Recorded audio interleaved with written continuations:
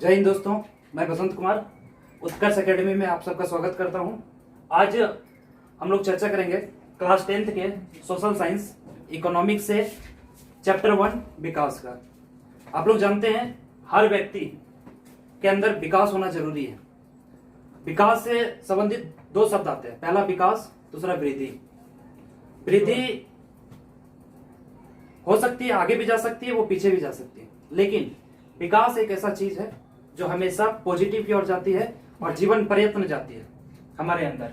तो इस आज के सेक्शन में, इकोनॉमिक्स के सेक्शन में चैप्टर 1 विकास पढ़ेंगे। सबसे पहले चर्चा करेंगे विकास है क्या।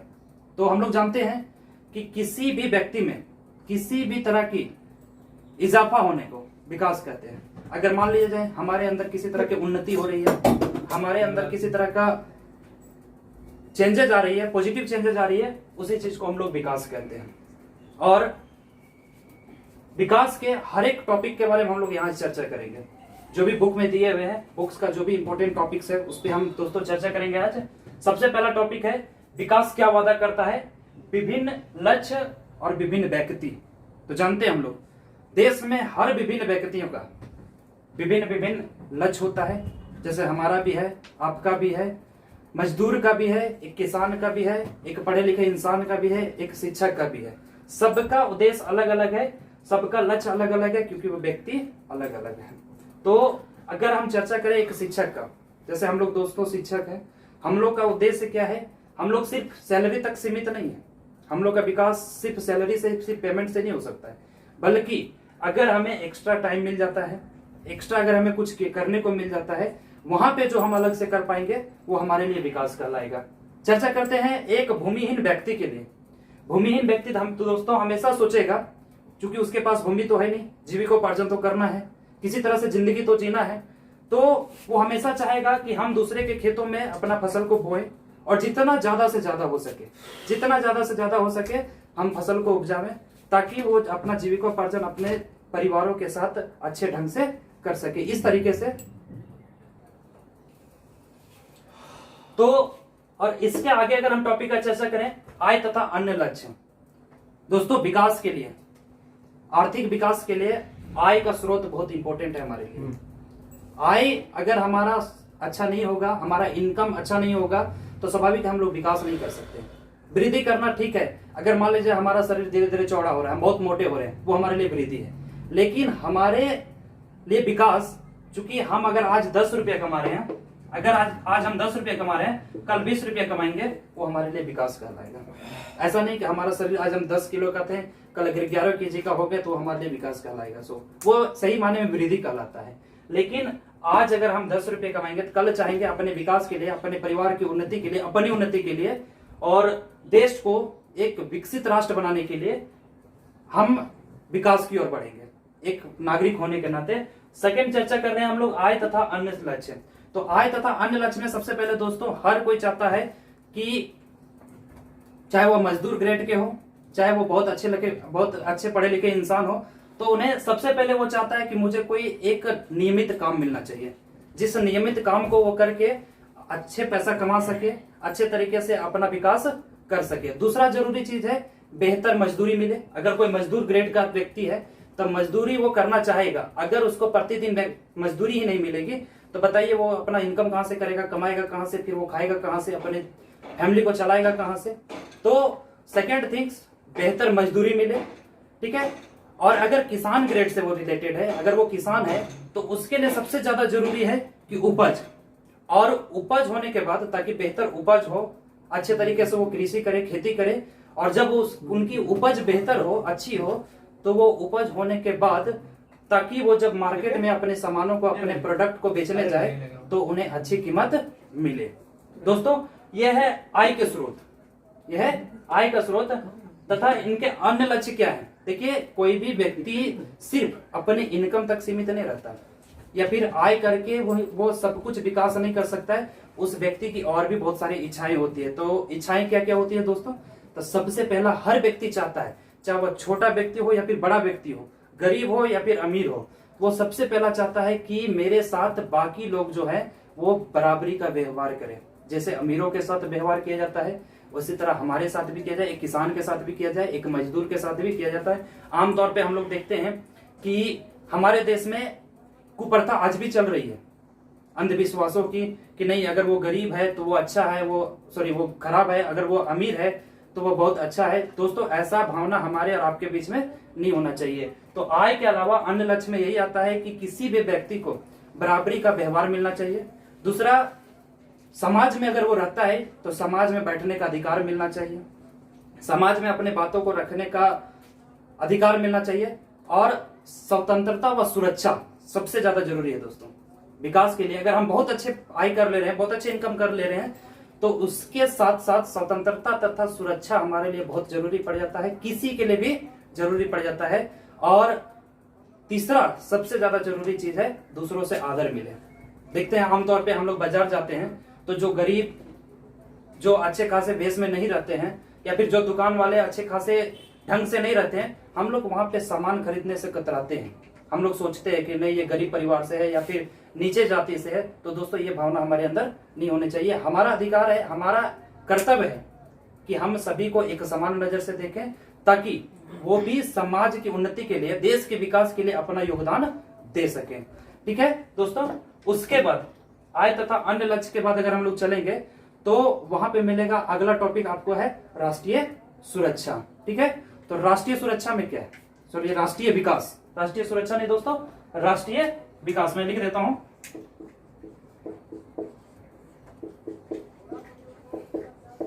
राष्ट्रीय विकास, तो राष्ट्रीय विकास का मतलब होता है देश का विकास। तो राष्ट्रीय विकास का मतलब होता है दोस्तों देश का विकास। और देश का विकास कब होगा, क्योंकि देश हम लोग जानते हैं, इतिहास में पढ़ते हैं, नागरिक शास्त्रों में पढ़ते हैं। ऐसा नहीं कि इतिहास नागरिक शास्त्र हमारे देश के विकास के लिए जरूरी नहीं है, जरूरी है, वो भी है।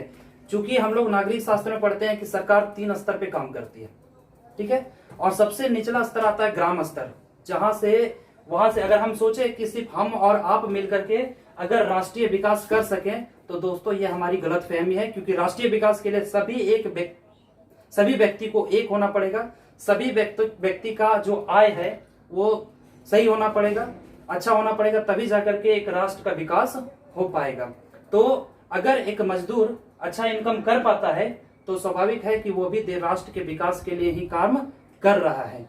तो इसी के आधार पे देखते हैं कि जो वर्ल्ड बैंक है या फिर जितने भी संस्थाएं हैं जो राष्ट्र को विकसित राष्ट्र और विकासशील राष्ट्र के आधार पर बांटता है, तो दोस्तों वहां सबसे पहले देखा जाता है प्रति व्यक्ति आय या फिर देश की आय।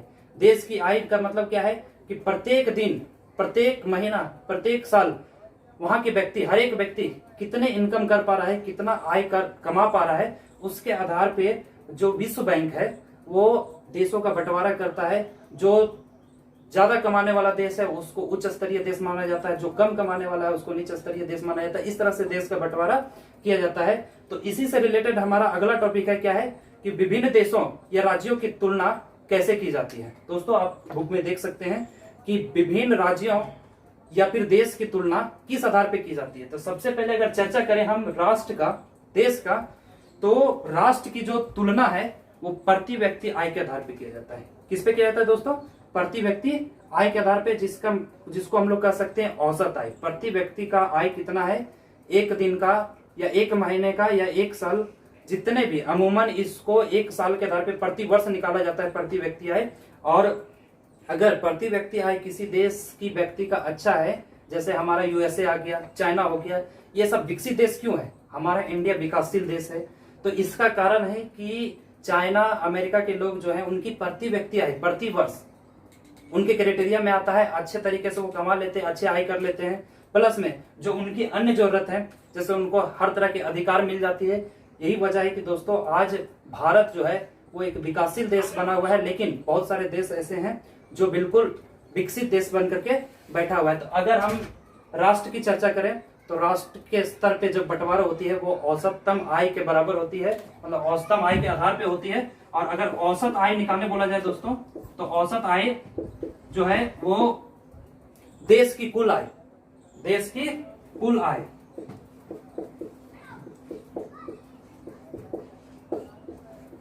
देश की कुल आय बटा देश की कुल जनसंख्या,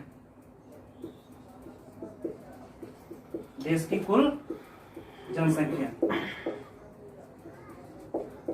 जितना देश का आय होता है प्रति वर्ष उसको देश की कुल जनसंख्या से आप डिवाइड दे दोगे तो दोस्तों प्रत्येक व्यक्ति का औसतम आय निकल जाएगा। और जब औसतम आय निकल जाएगा तो इसी के आधार पर सबसे पहले देश स्तरीय बंटवारा होती है। अगर हम चर्चा करें राज्य के स्तर पे, राज्य की तुलना कैसे होती है, तो दोस्तों राज्य स्तरीय पे हम लोग देखते हैं सरकार काम करती है, राज्य स्तरीय पे अपना उसका कोष होता है। देखिए दोस्तों, वर्ल्ड बैंक 2006 के तहत, वर्ल्ड बैंक 2006 में जब अपनी सारी व्याख्या दी थी, उस समय समृद्ध देश के अंदर वैसे देश को रखा था जिनका प्रति व्यक्ति आय 4,53,000 रुपये था। किसका था? 4,53,000 डॉलर दोस्तों, जिनकी प्रति व्यक्ति आय थी, वैसे देशों को समृद्ध देशों के अंदर रखा गया। किनके द्वारा?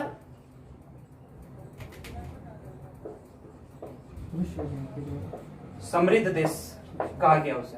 किनके द्वारा? तो विश्व बैंक के द्वारा। और जिनका प्रति व्यक्ति आय 37,000 डॉलर से नीचे रहा, उनको निम्न आय वाला देशों के अंदर रखा गया। किनके अंदर?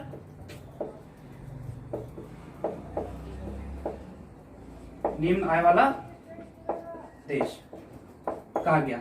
अगर उस समय हम भारत की चर्चा करें तो भारत का प्रति व्यक्ति आय मात्र 28,000 रुपये थी दोस्तों। कब? जब वर्ल्ड बैंक 2006 ईस्वी में जब राष्ट्र को बंटवारा किया उनके आय के आधार पे, उस समय भारत का प्रति व्यक्ति आय मात्र 28,000 रुपीज थी पर हेड। तो इसलिए हमारा देश जो है वो आज भी विकासशील देश बन करके बैठा हुआ है, क्योंकि 4,53,000 समृद्ध देशों के लिए प्रति व्यक्ति आय होनी चाहिए। ठीक है, और ये जो पैसे होंगे दोस्तों वो डॉलर में होंगे। कितना है? 4,53,000 डॉलर। और ये कितना है? 37,000 डॉलर। उस समय भारत का प्रति व्यक्ति आय मात्र 28,000 डॉलर थी। यही वजह है कि भारत को एक विकासशील देश के अंदर रखा गया है। अगर चर्चा करें, क्वेश्चंस दिया हुआ, ऑब्जेक्टिव क्वेश्चंस में आ सकता है दोस्तों कि भारत की तुलना में कौन सा ऐसा पड़ोसी देश है जिनका वार्षिक आय कमजोर है, कम है। तो दोस्तों भारत का जो पड़ोसी देश पाकिस्तान है, सबसे पहला पाकिस्तान, दूसरा श्रीलंका। ये दो देश ऐसे हैं जिनका भारत के तुलना में प्रति वर्ष प्रति व्यक्ति आय कम है और ये भारत के नीचे आते हैं। और अगर समृद्ध देश में चर्चा किया जाए तो सबसे ऊपर में जितने भी विकसित देश हैं वो आते हैं, और इसी के आधार पे वर्ल्ड बैंक इसको बंटवारा किया था। चलिए अगला टॉपिक पे देखते हैं। क्या है अगला टॉपिक? आय तथा अन्य मापदंड। क्या है? आय तथा अन्य मापदंड।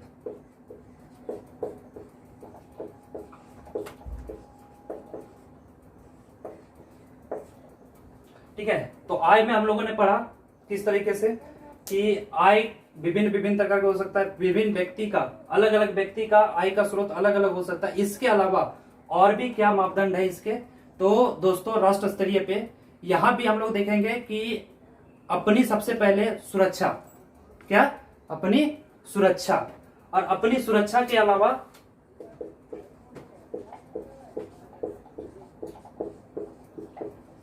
अपनी सुरक्षा, दूसरा क्या होना चाहिए? सम्मान। और तीसरा अगर चर्चा करें तो होना चाहिए स्वतंत्रता, जिसको हम लोग कह सकते हैं आजादी। दोस्तों किसी भी व्यक्ति को आय के स्रोत के अलावा और भी मापदंड की क्या आवश्यकता पड़ सकती है, क्या किस आधार पे मापदंडित किया जाता है या फिर किस आधार पे जांचा जाता है, तो उनकी सुरक्षा। अगर मान ले जाए किन्हीं दो देशों के बीच में अगर तुलना की जाए तो सिर्फ दो देशों की आय नहीं देखी जाती है, बल्कि वहां पे देखा जाता है कि उस देश में व्यक्ति कितने सुरक्षित हैं, लोगों को कितना सम्मान मिल रहा है, तथा तीसरा पॉइंट, लोगों को वहां पे अपनी जिंदगी जीने के लिए कितनी आजादी मिल रही है। ठीक है, और एक इंपॉर्टेंट पॉइंट्स मैं आप लोग को बता देता हूं, बहुत ही इंपॉर्टेंट पॉइंट्स हैं।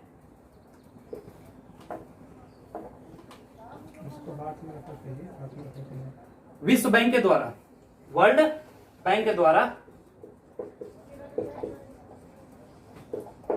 राष्ट्र का बंटवारा सिर्फ प्रति व्यक्ति आय के आधार पर किया जाता है। किस पे किया जाता है दोस्तों? प्रति व्यक्ति आय के आधार पर किया जाता है। तो वर्ल्ड बैंक के द्वारा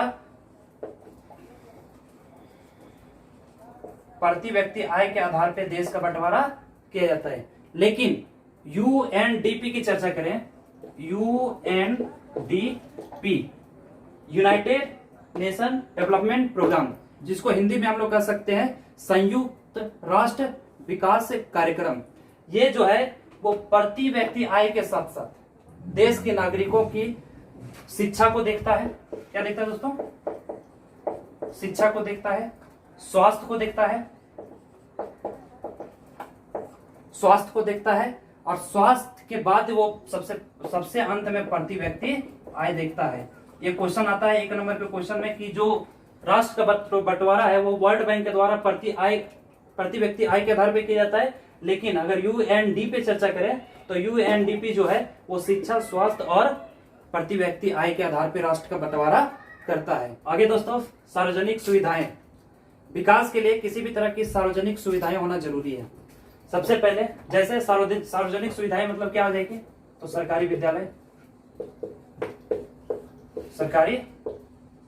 विद्यालय, बांध,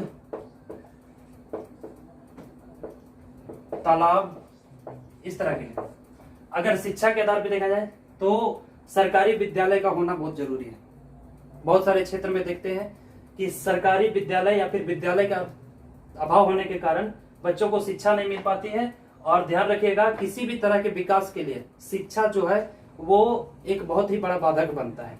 दूसरी ओर देखें तो अगर गांव के किनारे बांध या तालाब का निर्माण नहीं करवाया जाता है दोस्तों, तो ढेर सारे किसान जैसे होते हैं जो पानी की आपूर्ति ना होने के कारण या फिर जब पानी की व्यवस्था नहीं हो पाती है तो वो खेती गृहस्थी नहीं कर पाते, और जब खेती नहीं कर पाते हैं तो फिर उपज नहीं हो पाती है, उपज नहीं हो पाती है तो उनका विकास नहीं हो पाता है।